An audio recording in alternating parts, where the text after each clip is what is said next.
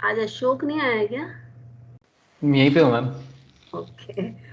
Okay, Ayush है आपका नाम या अशोक है बेटे? मैम आयुष है। आयुष है, ओके। तो डिस्ट्रीब्यूटेड सिस्टम जो है कलेक्शन ऑफ इंडिपेंडेंट कंप्यूटर है। और इंडिपेंडेंट कंप्यूटर में हम बोलते हैं कि वो लार्ज स्केल मतलब बहुत बड़ा मेन फ्रेम कंप्यूटर भी हो सकता है, और स्मॉल कंप्यूटर मतलब सेंसर्स भी हो सकते हैं। और वो ऑटोनमस है, means they have their own decision power, और उनके खुद का प्रोसेसर है, खुद की मेमोरी है। और हमको वो ऐसा लगता है कि एक सिंगल सिस्टम ही है। जैसे अभी तक हम ऑफिस 365 यूज करते हैं या वन ड्राइव यूज करते हैं, तो हमें ऐसा नहीं लगता कि वो एट डिफरेंट प्लेसेस पर है और हम उसको यूज कर रहे हैं, वहां पर कुछ कभी फेलियर हो रहा है या उनका डिफरेंट आर्किटेक्चर है। That never appears to us. So that is the meaning कि हमें ये सिंगल सिस्टम इमेज प्रोवाइड करता है। और उसकी हम एक दूसरी डेफिनेशन जो मैंने अभी बनाई है वो है कि a distributed system is a collection of autonomous computer and that is linked with the internet and equipped with the distributed software. मतलब इनके ये अपना मेरा एक खुद का पर्सनल कंप्यूटर है, इस पर मैं एक और सॉफ्टवेयर इंस्टॉल कर लूंगी ताकि मैं मेरा ये सिस्टम जो है वो डिस्ट्रीब्यूटेड सिस्टम के लिए भी यूज आ सके और दूसरी एप्लीकेशन के लिए भी यूज आ सके जब मैं इसको अपने पर्सनल यूज में नहीं कर रही हूँ। और ऐसा भी हो सकता है कि मैं इसके लिए इसको दोनों यूज में लूं। ठीक है, मतलब जो मेरा सिस्टम होगा, इट इज नॉट नेसेसरी कि it is being used by the only distributed system. It may और may not depend on which type of distributed software I have installed on my computer. So that is the meaning of this system. और then यहाँ पर ये हो गया। अब जब हम इसकी बात करते हैं कि ये हमारा डिस्ट्रीब्यूटेड सिस्टम है और यहाँ पर हमारे ये इंडिपेंडेंट कंप्यूटर है, तो यहाँ पर ये इंडिपेंडेंट कंप्यूटर है तो इन सब का हमारा आर्किटेक्चर भी डिफरेंट हो सकता है। ठीक है, हमारा मैक ओएस हो सकता है या फिर विंडो ओएस हो सकता है। अब इन दोनों का डिफरेंट ओएस है तो ये लोग कम्युनिकेट कैसे करेंगे? तो ये दोनों कैसे कम्युनिकेट करेगा, इसके ऊपर जो लेयर होती है, जो हमारी डिस्ट्रीब्यूटेड सिस्टम की लेयर होती है, और जिन्होंने क्लाउड कंप्यूटिंग पढ़ा है उनके लिए हाइपरवाइजर होता है। तो that is a distributed computing का सॉफ्टवेयर है। तो हाइपरवाइजर जो है वो ये काम करेगा कि इसका आपका जो डिफरेंट आर्किटेक्चर है उसको भी कन्वर्ट करके यूजर को एक सिंगल सिस्टम इमेज प्रोवाइड करेगा। तो अगर डिफरेंट है, still it is possible to access using a this distributed system. और एक एग्जांपल आपका डिस्ट्रीब्यूटेड सिस्टम का, हम बोले मिडलवेयर इसे बोलते हैं, इसका एक एग्जांपल हाइपरवाइजर है। ठीक है, और जो हमारा डिस्ट्रीब्यूटेड सिस्टम होता है इसकी कुछ करेक्टरिस्टिक्स है। वो करेक्टरिस्टिक्स, एक तो हम कह सकते हैं कि ये इजीली श्रिंक और ग्रो होता है। इसका कोई एग्जांपल दे सकते हो आप? श्रिंक और ग्रो होता है इजीली।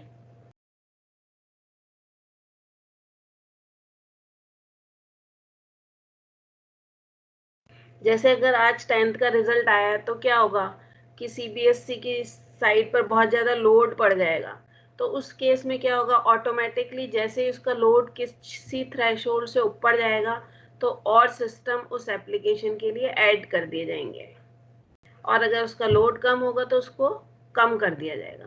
तो this is the facility of the distributed system कि ये श्रिंक और ग्रो हो जाता है based on load on the system. then it is distributed system is also a fault tolerant होता है।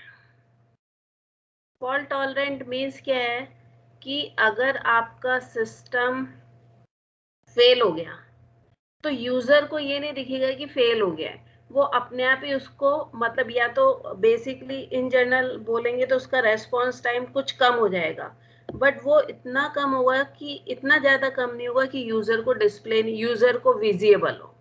तो that is the meaning of a fault tolerance. अगर एक भी सिस्टम फेल हो गया तो यूजर को ये विजिबल नहीं होगा, और जो अदर सिस्टम है वो उसका लोड ले लेंगे।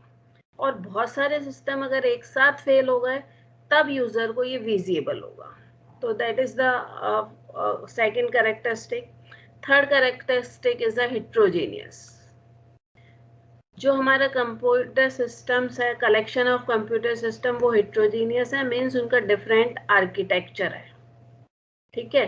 और it provides a single coherent system image to the users. So now ये ऐसा हमारा डिस्ट्रीब्यूटेड कंप्यूटिंग सिस्टम का आर्किटेक्चर या होता है, तो या ऑर्गेनाइजेशन होता है।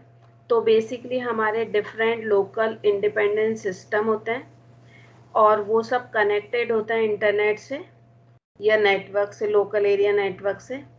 और इन सारे डिस्ट्रीब्यूटेड सारे इंडिपेंडेंट कंप्यूटर्स पर एक मिडलवेयर इंस्टॉल होता है, जिसे हम बोल सकते हैं डिस्ट्रीब्यूटेड सिस्टम की लेयर होती है। And it is also called the heart of distributed computing.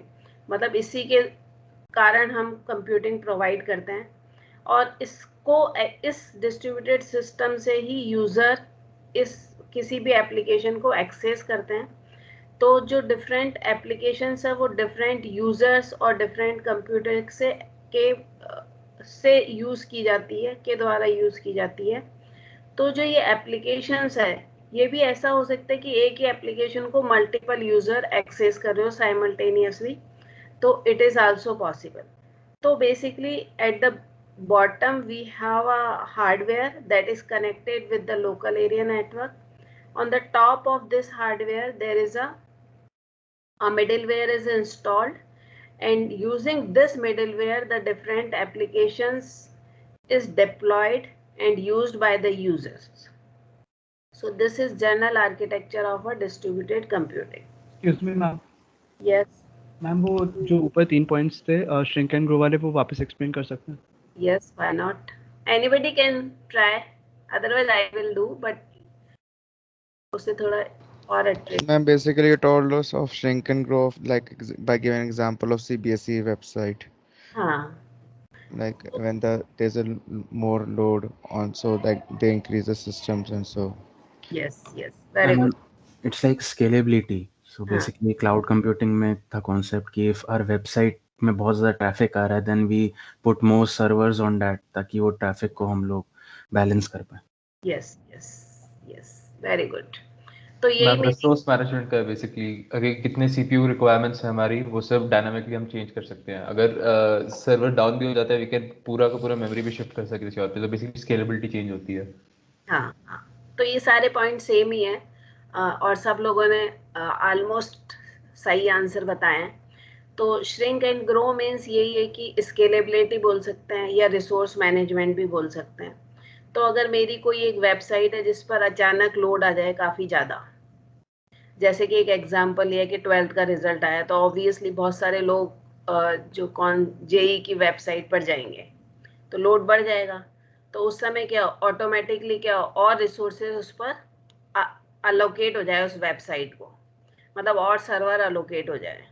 तो उसके लिए क्या होता है कि जैसे मैं क्लाउड कंप्यूटिंग ये एग्जांपल बता रही हूँ तो क्लाउड कंप्यूटिंग का जब हम इंफ्रास्ट्रक्चर एज अ सर्विस लेते हैं तो उसमें हमारे पास ऐसी सेटअप की पॉलिसी होती है कि हम कहते हैं कि अगर हमारा लोड इतने % से इतना थ्रेशोल्ड हो जाए या हमारी इतनी सारी क्वेरीज आ जाए तो उसके बाद मेरे को 2 सर्वर और ऐड कर दें, और अगर इतने और आ जाए, मतलब आई कैन से कि 50 से 70% के बीच में लोड आ जाए तो 2 सर्वर और ऐड कर दें, 75 से 90 के बीच में आ जाए तो 4 और ऐड कर दें।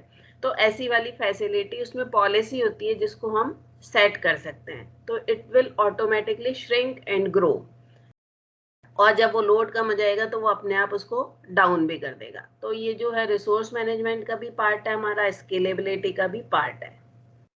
फिर नेक्स्ट है फॉल्ट टॉलरेंट। क्या मीनिंग है फॉल्ट टॉलरेंट मीन्स?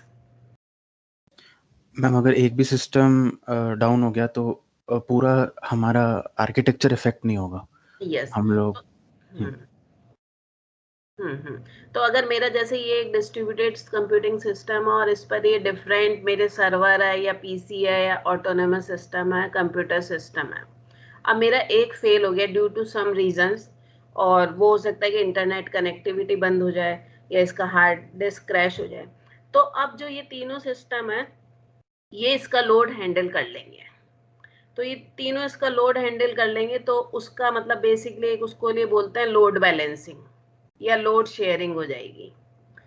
तो जो यूजर है उसको पता नहीं लगेगा कि ये सिस्टम जो मतलब ये सिस्टम डेड हो गया है या कोई सिस्टम फेल हो गया है। ठीक है, जैसे अभी कभी हुआ था ना, यूट्यूब डाउन हुआ था थोड़े दिन पहले for a fraction of seconds. Yes ma'am. Yes, तो वो मतलब वो भी इतने से सेकंड के लिए हुआ था, है ना। तो ऐसा हमें मतलब रेयरली कभी नोटिस होता है कि कोई गूगल वेबसाइट या यूट्यूब डाउन हुई है।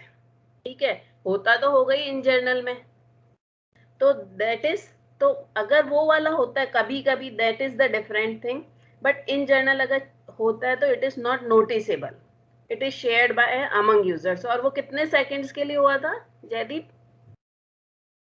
Jaideep and I think yes. हाँ यस मैम, आइडिया नहीं मैम यूट्यूब का। हाँ, और एक बार और कुछ भी हो गया था, आई थिंक गूगल भी डाउन हो गया था। हाँ मैम, जीमेल हुआ था। हाँ, कुछ मैम पूरे गूगल सर्विसेज डाउन होते रहते हैं बीच बीच में, हैं? पूरे के पूरे गूगल सर्विसेज डाउन करते हैं मैम बीच में। नहीं, डाउन करते हैं और हुई, that is the different thing ना। Yes ma'am. तो हो गई मतलब वो तो हो गई थी क्योंकि कुछ भी रीजन होगा कि उनका नेटवर्क खराब होगा या that I don't know, I haven't gone that, मतलब उतना अंदर तक मैं नहीं गई।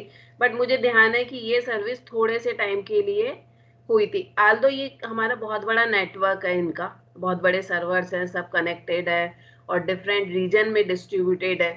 तो इन जनरल ये फेल नहीं होते हैं, और अगर फेल होते हैं तो उसके जो और सिस्टम है वो उसका लोड ले लेते हैं। बट ये वाली ऐसे सिचुएशंस थी जो कि रेयरली हैपन होती है, जो कि यूजर्स को भी विजिबल होता है कि सिस्टम फेल हो गया है। ठीक है, देन हेट्रोजीनियस, तो हमारे जो भी इसमें सिस्टम्स है वो हेट्रोजीनियस होते हैं, उनका आर्किटेक्चर सेम नहीं होता है, ओएस सेम नहीं होता है, और due to the middleware हमें वो सिंगल सिस्टम इमेज प्रोवाइड करते हैं। ठीक है,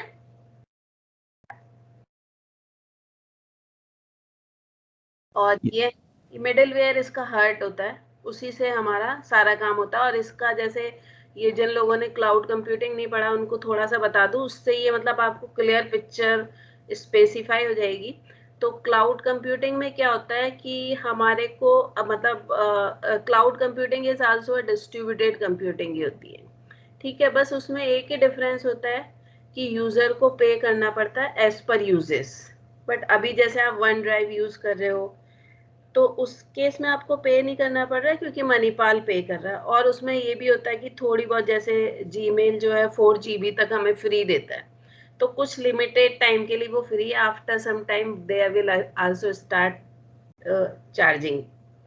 तो क्लाउड कंप्यूटिंग में अगर आपको अपने कंप्यूटर पर क्लाउड कंप्यूटिंग का कोई मॉडल डेवलप करना है या कोई रिसोर्स मैनेजमेंट का सॉफ्टवेयर बनाना है, तो आपके पास दो ऑप्शन होते हैं, एक होता है हाइपरवाइजर 1 और एक होता है हाइपरवाइजर 2।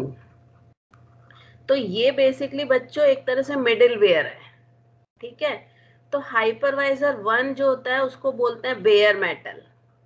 और बेयर मेटल मीन्स क्या है कि जो ये वाला सॉफ्टवेयर है ये हम टोटली मतलब on the our hardware install करेंगे, जैसे कि हम ओएस इंस्टॉल करते हैं।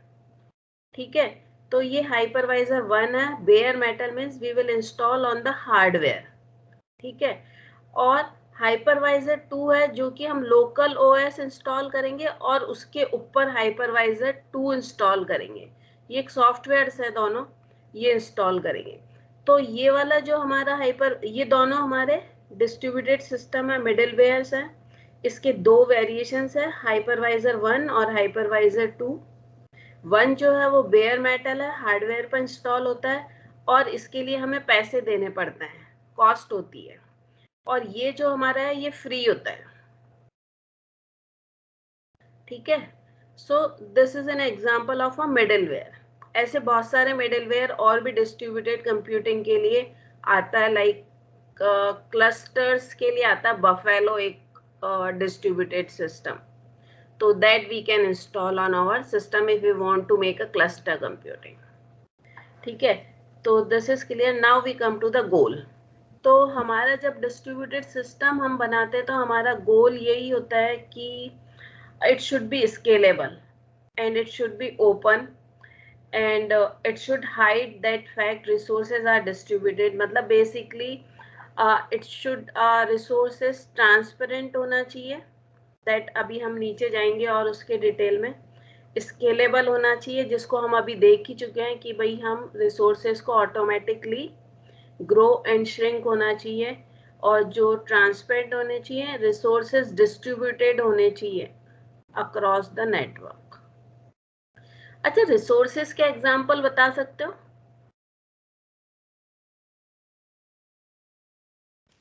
मैम CPUs, रैम कितना है, GPUs अगर है हमारे पास, स्टोरेज. Yes yes. तो जो मतलब बेसिकली क्लाउड कंप्यूटिंग में जो आपने रिसोर्सेज पढ़े हैं, that resources come under CPU, storage और नेटवर्क. दिस ना? Yes ma'am. और फाइल, और आप बोल सकते हो वेब पेजेस, ये सारे हमारे रिसोर्सेज हैं. ठीक है, तो अब जब हम कुछ भी वेब पेज बना रहे हैं जो कि अक्रॉस द ग्लोब एक्सेस हो, तो इसमें क्या है कि हमारी वेबसाइट इस तरह से डिजाइन होनी चाहिए या इस तरह से रखी भी होनी चाहिए सर्वर पर कि वो सारे यूजर्स को एक्सेसिबल हो और टाइम भी बहुत ज़्यादा ना लगे. ठीक है, और जो रिसोर्सेज की हम इन जनरल बात करते हैं, तो अगर with respect to cloud computing भी बात करेंगे या इन जनरल डिस्ट्रीब्यूटेड कंप्यूटिंग भी बात करेंगे, तो बेसिकली हम इनको 3 मेजर कैटेगरी में बांट सकते हैं कि CPU है, स्टोरेज है और नेटवर्क्स है. अब जब मैं स्टोरेज की बात करती हूँ तो यहाँ पे फाइल और वेब पेजेस भी आएंगे. ठीक है, और ब्लॉक एक्सेस, मेमोरी, सब कुछ आएगा. तो these are the resources which we want it should be distributed across the network. ऐसा नहीं है कि एक ही जगह पर हो. अब जब हमारे ये सारे गोल है इस डिस्ट्रीब्यूटेड सिस्टम को बनाने के, गोल क्या है कि रिसोर्सेज जो अक्रॉस द नेटवर्क हो और इट शुड बी ओपन हो. ओपन का मीनिंग अभी बताऊंगी. And it should be scalable हो. This are the goal of our distributed system. अब हमारे को जब हम रिसोर्स एक्सेसिबल की बात करते हैं, फर्स्ट हमारा जो है इसमें मेकिंग रिसोर्स एक्सेसिबल. अब उसके लिए हमारे सबसे पहली बात तो रिसोर्सेज क्या होता है. ये सारे रिसोर्सेज हमने देख लिए कि स्टोरेज है, प्रोसेसिंग पावर है, नेटवर्क है. मेजर क्राइटेरिया ये है. तो अब जब हम रिसोर्सेज शेयर करते हैं तो यहाँ पर कुछ इश्यूज भी आएंगे. वो क्या इशू हो सकता है?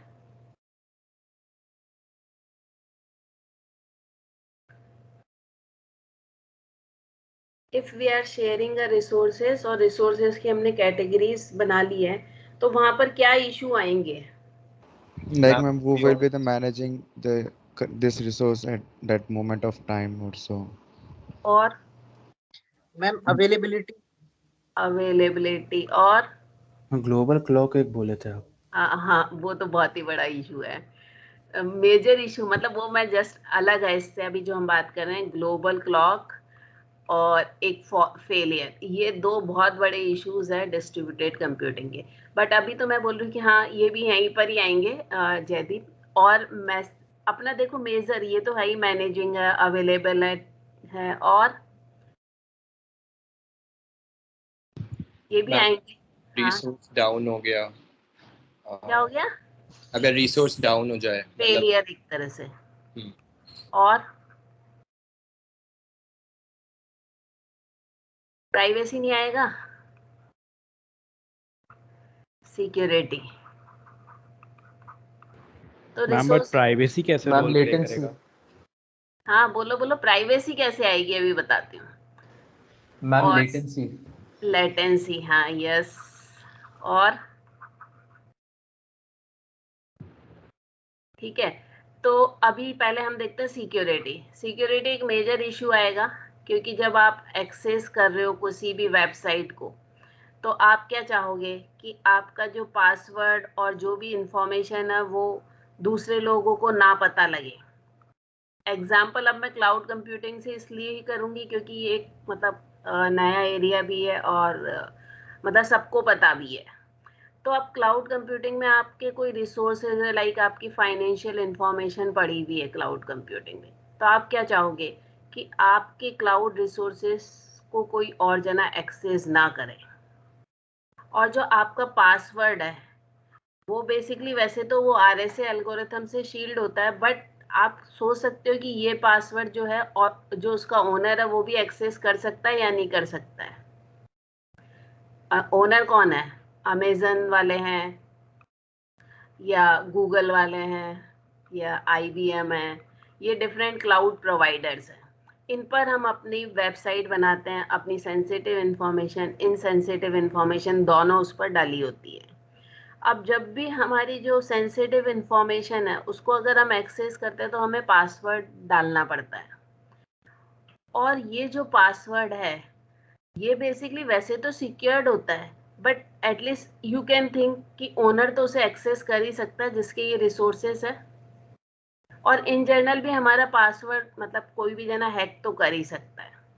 So this is the issue if we are using a cloud computing, कि जो हमारा पासवर्ड है that should be protected, that should not be used by ma'am the but ये तो एक तरह से क्लाउड कंप्यूटिंग का इशू है ना, लाइक रिसोर्सेज से कैसे रिलेटेड करता है?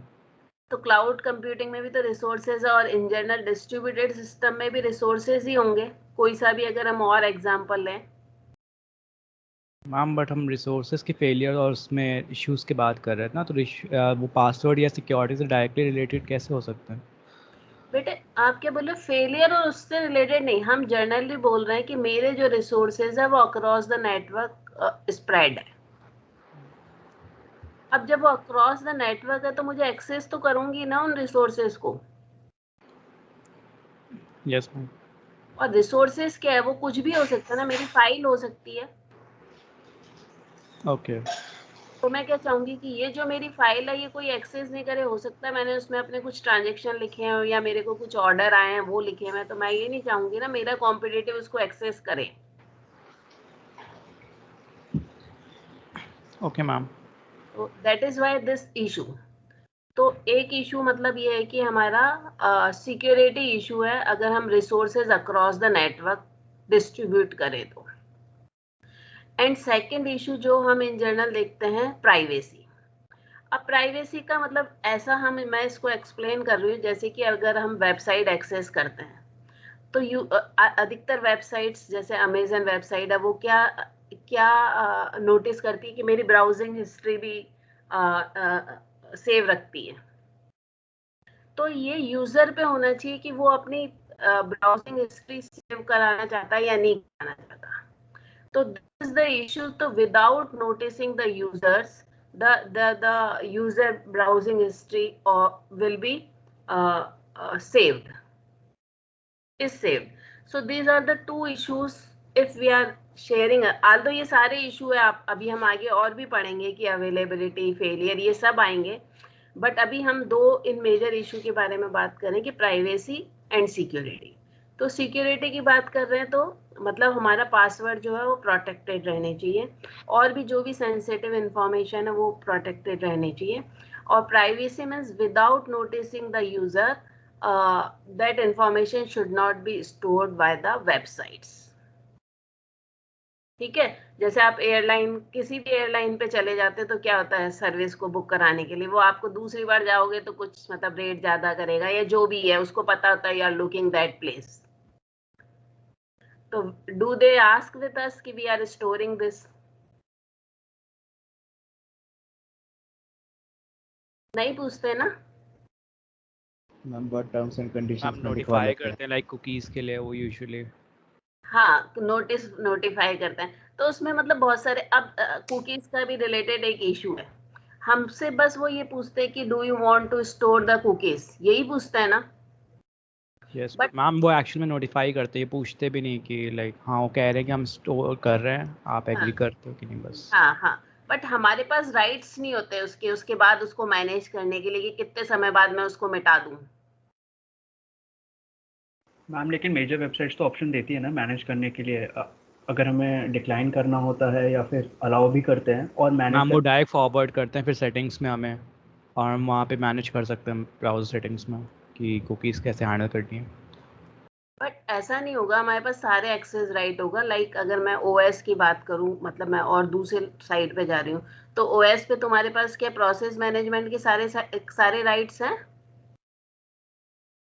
ओएस हमारे 2 लेवल पे चलता है, कर्नल लेवल पे, यूजर लेवल पे। तो हम कर्नल लेवल के सारे राइट्स नहीं है ना हमारे पास?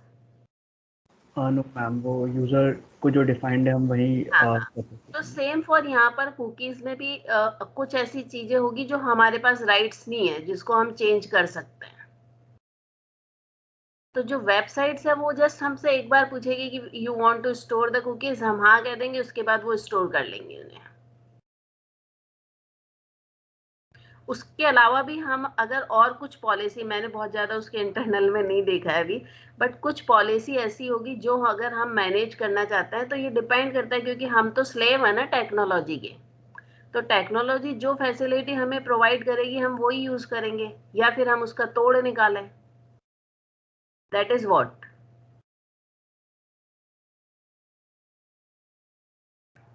यस और नो?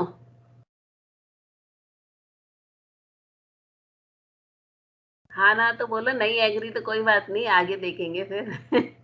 Yes ma'am. ठीक है, अगर आप लोग एग्री नहीं हो, but these are the issues with the distributed computing. मैंने एक कुकीज का एग्जांपल लिया, बट अब आप कुकीज से अगर नहीं सेटिस्फाई है तो आप ओएस पे आ जाओ, आपने अपने डिस्ट्रीब्यूटेड कंप्यूटिंग सिस्टम में मिडिलवेयर इंस्टॉल कर लिया है, तो ऐसा नहीं होगा कि आपके पास सारे राइट्स होंगे। और जो आप मिडिलवेयर बनाओगे, एक तो होता है कि आप कंबाइंड मिडिलवेयर जैसे हाइपरवाइजर 2 ले लोगे, या फिर आप क्या होगा कि डिफरेंट कंपोनेंट लोगे, किसी का कुछ और पार्ट लोगे, किसी का कुछ और पार्ट लोगे। तो उस केस में होगा कि आपके पास सारे राइट्स नहीं होते हैं। ठीक है, नेक्स्ट अब आता है ट्रांसपेरेंसी। ट्रांसपेरेंसी बेसिकली यही है कि it hides that application is running on the multiple computers. ये distribution transparency, yes. So it hides that applications are running on a multiple computers. अब उस वाली ट्रांसपेरेंसी के बहुत सारे वेरिएशंस है और फ्लेयर्स हैं, तो उसमें ये हमारे डिफरेंट नेम्स है। जैसे एक्सेस ट्रांसपेरेंसी, मतलब यही हमारा डिफरेंट आर्किटेक्चर है, और डेटा कैसे रिप्रेजेंट हो रहे हैं वो यूजर को विजिबल नहीं होता। यूजर को तो जो रिजल्ट चाहिए वो विजिबल होता है, ये नहीं पता लगता कि वो मैक ओएस है या डिस्ट्रीब्यूटेड ओएस विंडो ओएस है, या 32 बिट है या 64 है, या फिर एक और होता है ना बिग इंडियन और लिटिल इंडियन, तो उसमें डेटा स्टोर है। So all this is hidden from the user. तो ये किस तरह से हिडन होता है? ये काम होता है आपका डिस्ट्रीब्यूटेड सिस्टम मिडिलवेयर का या हाइपरवाइजर का। Similarly location transparency means user को ये नहीं पता होता कि ओरिजिनल में वो जो एप्लीकेशन है या जो वेबसाइट है वो कहाँ स्टोर है। जैसे आप जो भी वेबसाइट लिखते हो, सिंपल वेबसाइट का लॉजिकल नेम लिखते हो, फिजिकली वो कहाँ स्टोर है वो आपको नहीं पता होता है। एंड यू कैन नॉट से कि मेरी वेबसाइट या मेरा ये फाइल जो है अमेजन के इस वाले सर्वर पर यहाँ पर स्टोर करो। So that is the meaning of a location transparency, means it is always hidden where the resources are stored. तो ये एक्सेस ट्रांसपेरेंसी है। फिर location transparency, it is always hidden where the data resources stored. Like आपकी अगर कोई website है तो you don't know where is the index.html is store, where is the this website is stored, or for that in distributed computing we use some naming convention also that may be part of our course, we will look at later. So that is the meaning of location transparency. Then we come to the migration transparency. Migration transparency means है कि हमारे जो resources है वो move हो जाते हैं without noticing the users, और move जो है resources that can be moved due to you can say resources can be migrate without noticing the users, और उसका एग्जाम्पल है, हाँ, just a minute. Like currently you are accessing some website from the India, or you may say your cloud services you are accessing from the India, and later on you move to the USA. तो आप जो है अपनी वही website USA से भी access करोगे और उतना ही टाइम लगेगा, और इंडिया से एक्सेस कर रहे हो तो भी उतना ही टाइम लगेगा। और अगर इसको आपको क्लियरली विजिबल मतलब देखना है तो आप ये सोचो कि एक वेबसाइट है जिसको आप ही एक्सेस करते हो और लोग एक्सेस नहीं करता। इन जनरल तो आप बोलोगे एक वेबसाइट ऐसी होती है कि सब लोग ही एक्सेस करते हैं। तो एक वेबसाइट जिसके बहुत कम यूजर्स है और यू मे से कि I am the only users, that is for me. तो आप अगर इंडिया में हो तो आपका जो सर्वर है जिस पर वेबसाइट पड़ी है वो इंडिया में है। फिर जब आप यूएसए में जाओगे तो आपको पहली बार जब एक्सेस करोगे तो थोड़े टाइम लगेगा, और दूसरी बार एक्सेस करोगे तो वो जल्दी से एक्सेस हो जाएगी, क्योंकि जो आपके रिसोर्सेज है based on your latency it will move from one server to the another server. That is the meaning of migration transparency. और आप वो नोटिस भी नहीं करोगे, आपको पता भी नहीं लगेगा कि मेरे जो रिसोर्सेज है यहाँ से मूव होकर यूएसए चले गए। That is the meaning of migration transparency. और सेम फॉर रीएलोकेशन हो जाती, इट इज इन सच, हाँ, रीएलोकेशन ट्रांसपेरेंसी मीन्स है कि we are accessing a mobile, I am moving from one place to another place without मतलब मुझे ये पता भी नहीं लगता, और I am moving but I am able to access the resources. So अगर आप लोगों ने मोबाइल कंप्यूटिंग पढ़ा है, किसी ने पढ़ा होगा, तो मोबाइल कंप्यूटिंग में बेसिकली ये जो हमारे एमएससीज होते हैं और टावर्स होते हैं, तो हम ऑटोमेटिकली जब एक प्लेस से दूसरे प्लेस पे जाते हैं तो हम एक टावर से दूसरे टावर पे कनेक्टेड हो जाते हैं without noticing. So that is the meaning of relocation transparency. Then replica transparency means है कि अगर हम अपने रिसोर्सेज की परफॉर्मेंस या अवेलेबिलिटी इंक्रीज करना चाहते हैं तो ऑब्वियसली हमें मल्टीपल रिसोर्सेज चाहिए होंगे, से वन रिसोर्स की मल्टीपल कॉपीज चाहिए होगी। तो that is for that what we do, we make a replica of that resources. तो अगर हम ऐसा सब कर रहे हैं, रेप्लिका ट्रांसपेरेंसी कर रहे हैं, मतलब एक ही जो मेरी फाइल है उसकी मल्टीपल कॉपी बना रहे हैं कि उसकी अवेलेबिलिटी और परफॉर्मेंस बढ़ जाए। तो और जब हम नई कॉपी बनाते हैं तो यूजर को पता भी नहीं लगता कि नई कॉपी बन गई है। तो that is the meaning of replica transparency. अब जब हम रेप्लिका ट्रांसपेरेंसी करते हैं और रेप्लिका कर रहे हैं तो certain issue will occur. What are the issues? क्या इशू हो सकता है अगर मैं रेप्लिका बना रही हूँ मेरे किसी रिसोर्सेज की? मैम अगर जहाँ पे कॉपी कर रहे हो उसमें वो सारे रिसोर्सेज अवेलेबल नहीं है प्रॉपरली तो मैम एरर्स आ सकते हैं। और फिर अगर आप एक मशीन में जो ज़्यादा न्यूअर आर्किटेक्चर पे है उसको पुराने आर्किटेक्चर पे डाल रहे हो तो शायद से सारे फंक्शंस काम नहीं करेंगे। और मेमोरी फॉल्ट्स हो सकती है if you are shifting from some machine जिसमें ईसीसी मेमोरी यूज हो रहा था ऑन टू सम मशीन जिसमें ईसीसी यूज नहीं हो रहा, तब इश्यूज हो सकते हैं मैम। अच्छा, और मेजर इशू जो आपने ओएस में पढ़ा है? हाँ बोलो जयदीप। इसमें मैम स्टोरेज, एक तो ज़्यादा स्टोरेज चाहिए होगा, देन हाँ। उसके बाद like if you have to then उसके बाद किस पे जाए, मतलब फॉर एग्जांपल किस पे ट्रैफिक ज़्यादा जाएगा तो उसको बैलेंस करना पड़ेगा। और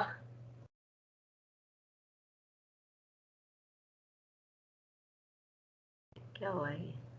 प्रियदर्शनी बोलो, कुछ बोलना है? और कोई इशू? एक मेजर इशू आप भूल रहे हो इसलिए मैं ट्राई कर रही हूँ आप लोगों के मुंह से निकल जाए। मैम अगर कोई कनेक्ट कर रखा है उसने ऑलरेडी तो एक्सेस कैसे करेगा suddenly if you are cloning the machine? उसका कनेक्शन भी उधर शिफ्ट करना है। तो कनेक्शन तो क्लाउड कंप्यूटिंग पढ़ा है ना आयुष? Yes ma'am. तो उसमें तो होता है ना, नेटवर्क होता है ऑटोमेटिकली, तो यस मैम। बहुत हाई लेवल नेटवर्क होता है तो कनेक्ट हो जाते हैं। Yes ma'am.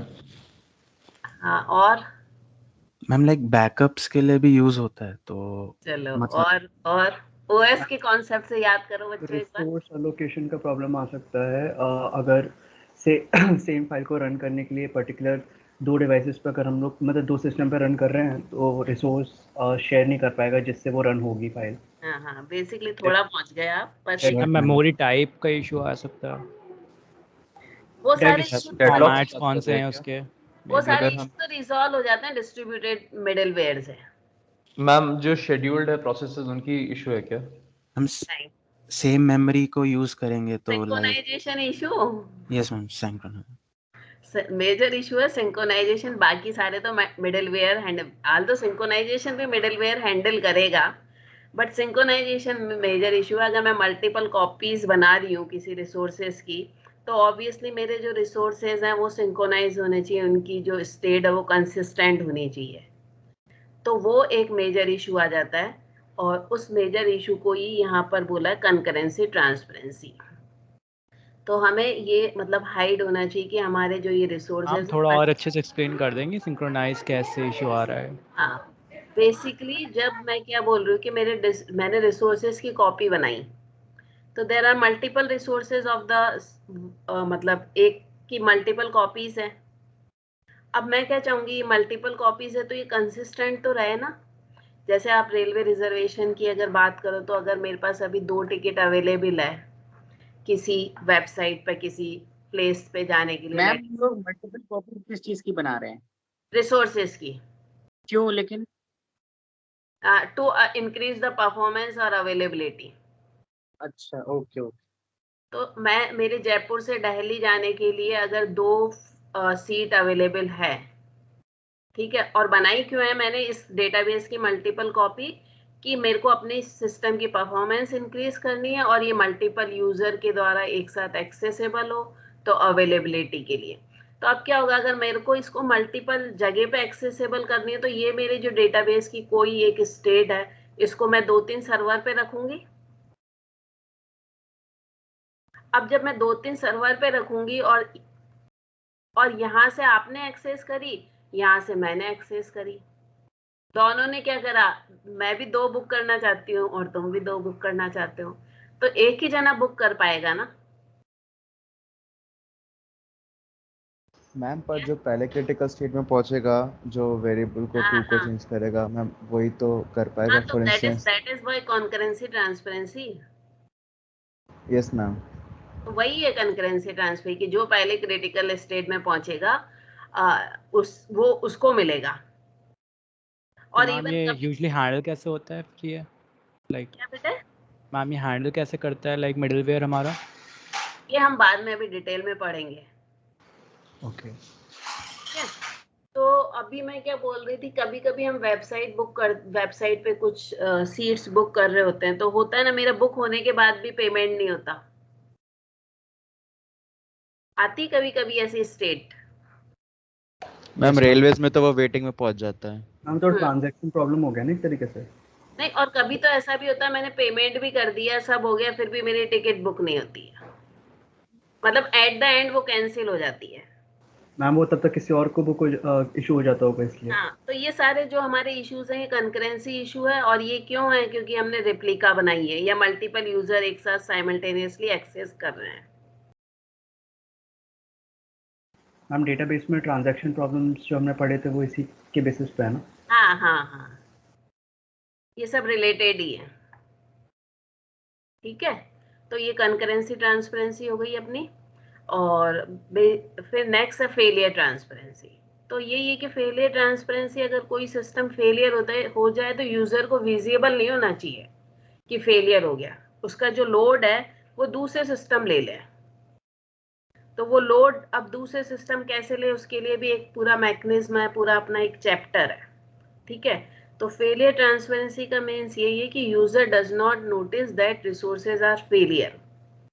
फॉर एग्जाम्पल, अगर मेरा जब मैं कोई वेबसाइट एक्सेस कर रही हूँ, तो अगर मैं उस वेबसाइट पर नहीं पहुंच पा रही हूँ, उस सर्वर पे नहीं पहुंच पा रही हूँ, तो बहुत ही रेयरली ऐसा मैसेज आता है कि web browser will is time out, या कभी कभी आता है कि इट इज नॉट अवेलेबल। तो ये रेयरली होता है, और ये भी होना नहीं चाहिए। हम चाहते तो यही है, हम चाहते हैं कि हमारी 100% ट्रांसपेरेंसी हो, but that is not possible. 100% transparency means क्या, ये जितने भी मैंने ट्रांसपेरेंसी बताई है, अ ट्रू डिस्ट्रीब्यूटेड सिस्टम तो वो होगा कि जिसमें ये सारी ट्रांसपेरेंसी अचीव हो, बट ये एक दूसरे के कॉन्ट्राडिक्टरी भी है, ठीक है।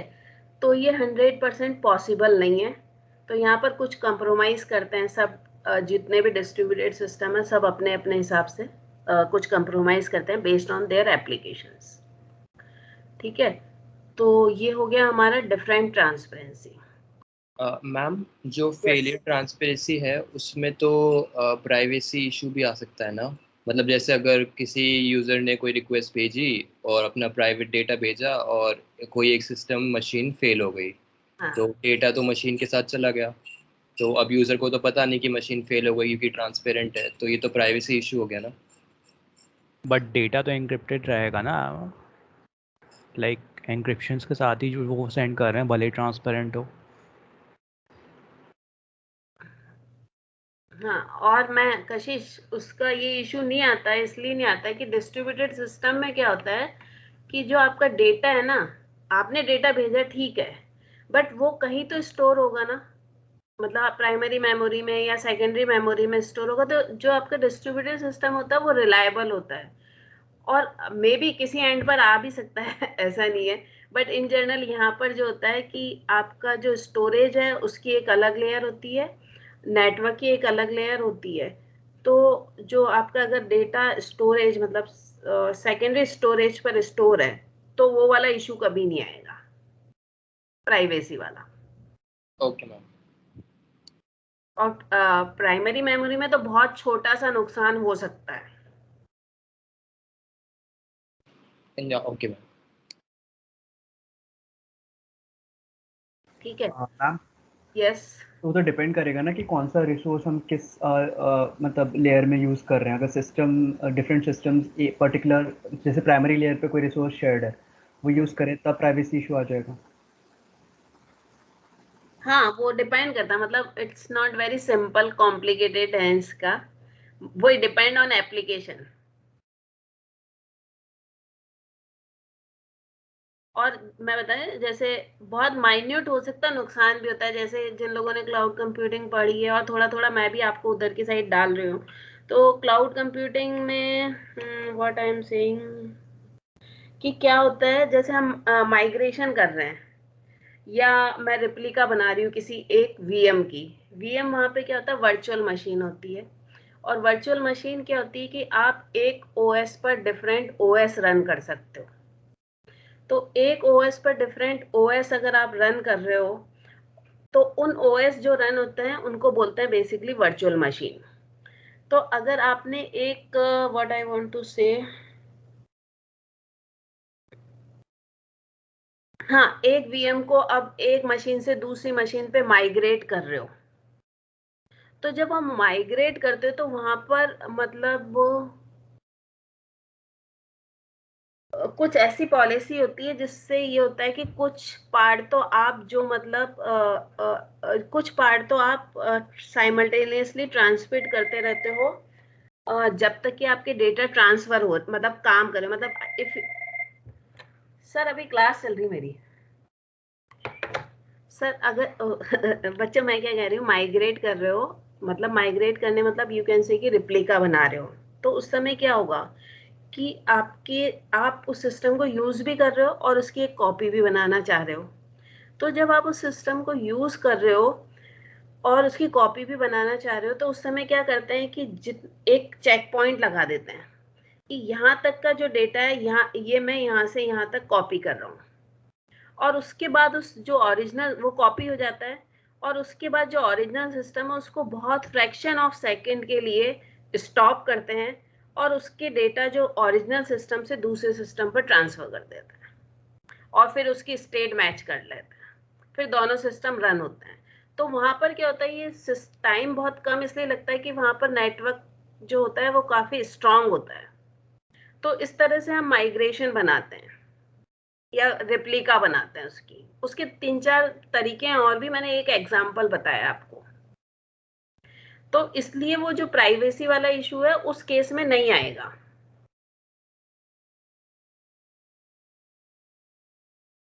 Is it okay? What? Yes ma'am. Yes ma'am. ठीक है, मतलब वो बहुत सारा अभी हम डेप्थ में पढ़ेंगे, it's a very interesting subject, तो अच्छा है, मतलब तो समझ आएगी नई नई चीजें, तो वो इश्यूज नहीं आते हैं और फिर भी बहुत ज्यादा आ भी सकते हैं थोड़े बहुत। ठीक है, नेक्स्ट अब आते हैं डिस्ट्रीब्यूशन, डिग्री ऑफ ट्रांसपेरेंसी। तो बेसिकली हम ये बोलते हैं कि हम इस डिग्री ऑफ ट्रांसपेरेंसी में जस्ट हाँ, डिग्री ऑफ ट्रांसपेरेंसी में they are talking about the distribution transparency, and distribution transparency में they are saying that use मतलब इन जनरल वी से कि user should not know where the resources are available. ठीक है, user को ये पता नहीं होना चाहिए कि रिसोर्सेज कहाँ अवेलेबल है। बट उसका कॉन्ट्राडिक्टरी पार्ट ये है कि अगर एक एग्जांपल के थ्रू बता रही हूँ कि अगर मेरे अपने मणिपाल में 2 प्रिंटर है, एक अपने SCIT CSE के ऑफिस में रखा हुआ है और एक प्रिंटर अपना IT इंफ्रा में या अपन बोले कि डूम बिल्डिंग में रखा हुआ है। अगर मेरे को ये पता हो कि एक प्रिंटर यहाँ रखा और एक वहां रखा है, तो वेयर शुड आई गो और which will take less time? Ma'am latency पे डिपेंड करेगा ना।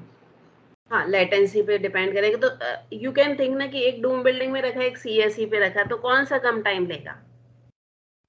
मैम CSE वाला। CSE वाला ही टाइम लेगा। तो ये कब पॉसिबल है कि मैं CSE वाले को दूं इंस्टेड ऑफ IT इंफ्रा वाले को दूं? जब मुझे ये पता हो कि यहाँ पर 2 प्रिंटर है और एक यहाँ पे रखा हुआ है, एक यहाँ पे रखा हुआ है, तभी पॉसिबल है ना ये। और मैम जब यूज पे नहीं हो प्रिंटर तब? हाँ, तो बेसिकली ये जो डिग्री ऑफ ट्रांसपेरेंसी है, इसमें यही बताया कि डिस्ट्रीब्यूशन ट्रांसपेरेंसी हम चाहते तो हैं कि वैसे यूजर को नहीं पता होना चाहिए कि ओरिजिनली रिसोर्सेज कहाँ पर है, बट अगर यूजर को पता होगा तो वो अच्छा रहेगा, क्योंकि उससे वो उसकी लेटेंसी कम हो जाएगी। That is the meaning of distribution transparency का कॉन्ट्राडिक्टरी पार्ट है कि यूजर को ये पता ही होगा। ठीक है, एक सेकंड एग्जांपल इन्होंने बोला है कि जैसे कोई न्यूज़पेपर है, वो अगर सुबह सुबह 7 AM पे मतलब सबके मेल बॉक्स में आ जाता है, तो अगर मैं इंडिया में रह रही हूँ तो 7 AM अलग होगा और USA में रह रही हूँ तो 7 AM अलग होगा।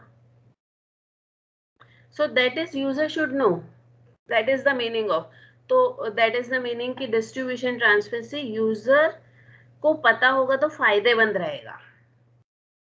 तो यहाँ पर इसको ऐसा कॉन्ट्राडिक्टरी कर, that is the meaning of this distribution transparency. अभी time we have, do we have time? Ma'am नहीं we मैम, have हो next गया, class. हो गया? 10 तो मिनट पहले ही हो गया था।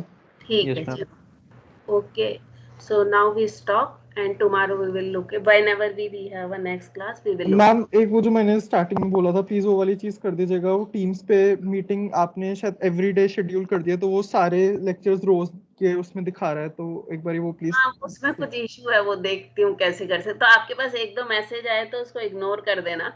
ठीक है मैम, ठीक है मैम, ठीक है, thank you ma'am. Okay, Thank you, ma'am. Thank you, ma'am. Welcome, thank you ma'am. Thank you, ma'am. Welcome.